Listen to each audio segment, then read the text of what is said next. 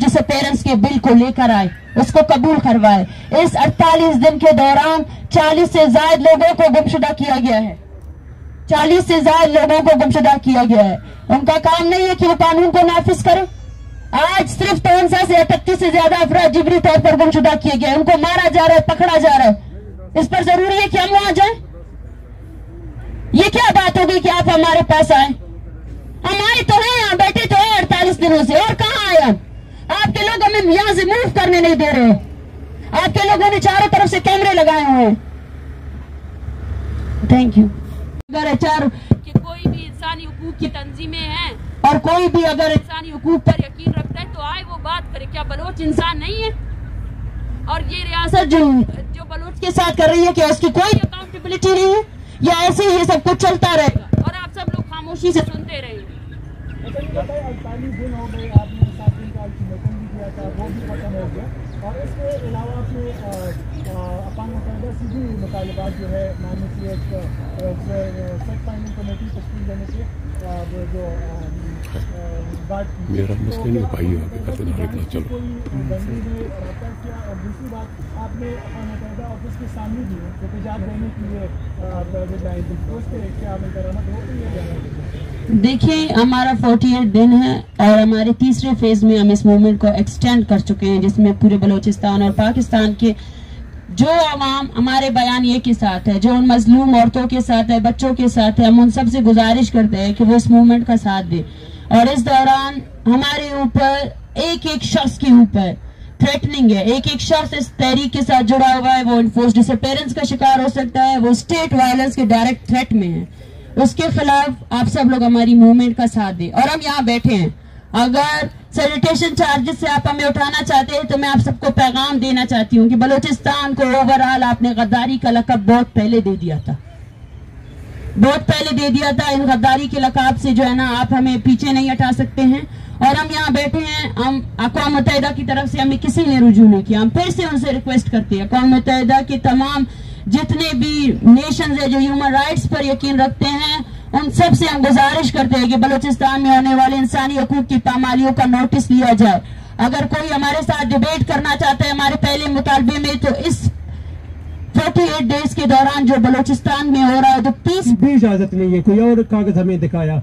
फिर जब से हमसाए यहाँ से हर 2 मिनट बाद ये ढोल की जब आवाज आती है तो मैं उनको वॉइस करता रहता हूँ कि हमारे फोन बंद है, स्पीकर बंद है, लेकिन वहाँ से ढोल की आवाजें आ रही हैं, काली ये पाबंदी उन पे भी लगा दे। तो ये मुसलसल हमारे साथ एक किस्म का रवैया अपनाया जा रहा है। अक़वाम मुत्तहिदा तो ये तो कानूनी हक है हमारा ना, हम रैली तो कम से कम कर सकते हैं। हमने ये कहा कि आप हमें 5 मिनट की रैली की इजाजत दे दें, हम थोड़ा रोड पे जाएंगे, वापस आएंगे। कहते हैं कि आप लोग को बार्ड क्रॉस करने की भी इजाजत नहीं है। ये हमें जवाब दिया गया। और आप सब लोग देख सकते हैं साफी हजरात के किस तरह चारों तरफ से कैमरे लगाए गए हैं, और दूसरी जानिब जो कैंप है उसमें कोई कैमरा नहीं है। ये सर्विलेंस है। यहाँ बैठे हुए हर औरत को सर्विलेंस में अंदर रखा गया है। उनके घरों में छापे मार रहे हैं, उनको घरों में हिरासा किया जा रहा है। और यहाँ बैठा हुआ हर शख्स इस वक्त स्टेट थ्रेट का शिकार है। ये मार्च अगर यहाँ से खत्म हुआ तो यहाँ इससे जुड़े हुए मुंसलिक तमाम लोग स्टेट वायलेंस के उस पे निशाने पे, और इन सबको स्टेट अबडक्ट कर सकती है और मार भी सकती है। ये मैं ऑन द कैमरा कह रही हूँ कि कल को अगर इस मार्च से जुड़े हुए किसी भी शख्स की जिबरी गुमशुदगी की खबर चलती है तो एज अ सहाफी, एज अ रिस्पॉन्सिबल सहाफी, आपको ये चीज मीडिया में लानी चाहिए। 260 तलबा जिन पर FIR दर्ज हुए, उन सब की जिंदगी खतरे में है। वो सब ऑन द कैमरा थ्रेट किया गया है, ऑन द कैमरा। बलोच को छोड़े, बलोच जो जीनोसाइड करते हैं, डिबेट करते हैं, ये जीनोसाइड है। आप बलोच को छोड़े, जो बलोच की हमदर्दी कर रहे हैं, आप उसको भी नहीं छोड़ रहे हैं।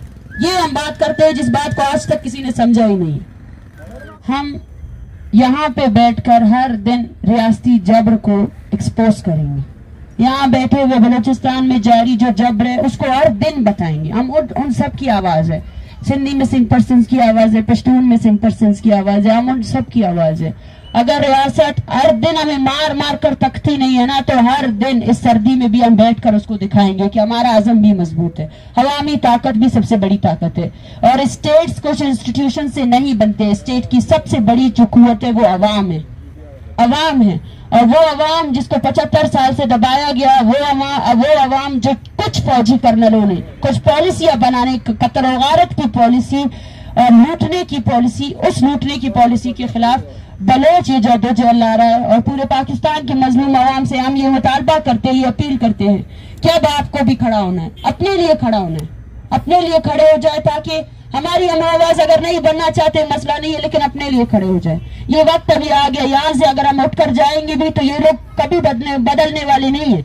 इसका जवाब ये है कि 48 दिनों के दौरान इन्होंने 40 से ज्यादा लोगों को गुमशुदा किया। 10 मिनट के दौरान, 10 minute during the press conference 15 से ज्यादा लोग ट्रांसा से इन्होंने उठाए। ये जंग नहीं है, ये कॉलोनियलिज्म नहीं है। इस तरह डील करते और फिर बोलते इंटरनल इशू है। कौन थे वो लोग जो मासूम लोगों को जिबरी तौर पर गुमशुदा कर रहे हैं? वो तो प्रोटेस्ट कर रहे हैं। किस लिए प्रोटेस्ट कर रहे हैं? यही कर रहे हैं कि भाई इन लोगों को अपनी अदालतों में पेश करो या डिक्लेयर करो कि there is a martial law in Pakistan. No any constitution, कुछ भी नहीं है, आपके कॉन्स्टिट्यूशन नहीं है, आपके अदारे सिर्फ और सिर्फ ये इमारतें बनी हुई है। 10 मिनट के फासले में यहाँ सुप्रीम कोर्ट है, 10 मिनट के फासले में यहाँ कौमी असम्बली है। आए जवाब दे अपने फोर्सेस की करतूतों को ऑन करे कि आपके फोर्सेस मासूम जो प्रोटेस्टर्स है उनको पकड़ रहे हैं। फिर हमें कहा जाता है कि क्यों सुप्रीम कोर्ट नहीं जाते हो। सुप्रीम कोर्ट सबसे पहले इस तहरीक से जुड़े हुए हर शख्स को तहफ़्फ़ुज़ दे। ये तहरीक जो यहाँ खड़ी है, चारों तरफ से हमें मुआसरे में रखा गया है, हर औरत को हरासा किया जा रहा है। यहाँ फैमिलीज ऐसी है जिनके घरों में चापे मारे गए हैं। ये चीज कभी मीडिया में नहीं आएगी। इस चीज को कौन बात करेगा? इस पर सिर्फ इक्तिदार की बात होती है पाकिस्तान में, सिर्फ इक्तिदार की बात होती है, सिर्फ वसाइल की लूटने की बात होती है। जेन्युइन इश्यूज पर आज तक किसी ने कोई बात ही नहीं की है। हमसे बार बार कहा जा रहा है हमारा अगला लेवल क्या है, हमारा अगला लेवल इस स्टेट पर डिपेंड करता है। हमारे साथ पूरा बलोचिस्तान खड़ा है। अब जो है ना, आपकी जिबरी गुमशुदगियों से, पकड़ दकड़ से हम लोग रुकने वाले नहीं हैं। एक पूरी कौम है जिसको आप नस्ल कुशी कर रहे हो, एक पूरी कौम है जिसको सिर्फ शिनाख्त की बिना पर आप मारते जा रहे हो, और बदले में हमसे क्या एक्सपेक्ट करते हो कि हम खामोशी से मारे? ऐसा कैसे हो सकता है?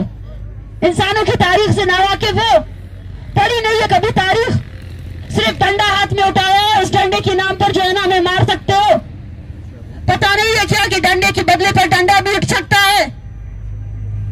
ये वो लोग हैं जिनके कपड़े बल के फटे हुए हैं, लेकिन इनके जज्बे, इनका शऊर आपके पाकिस्तान में मौजूद किसी भी एजुकेटेड तबके से सबसे ज्यादा ऊपर है। इसका मुकाबला आप कभी कर भी नहीं सकते हो। हमेशा ये कहती हूँ कि मीडिया से मुराद वो मीडिया नहीं है जो हमें कवरेज दे रही है। मैं आप सबकी बहुत मशकूर हूँ, और मुझे पता है जो शख्स हमारी तहरीक के साथ जुड़ा हुआ है उसको भी थ्रेट किया जा रहा है। और आने वाले वक्तों में मीडिया के वो सार्फिन, वो सबसे पहले प्राइम टारगेट हो सकते हैं स्टेज के, और उसकी भी हमने बात की है, उसकी भी तशवीश हमने जाहिर की है।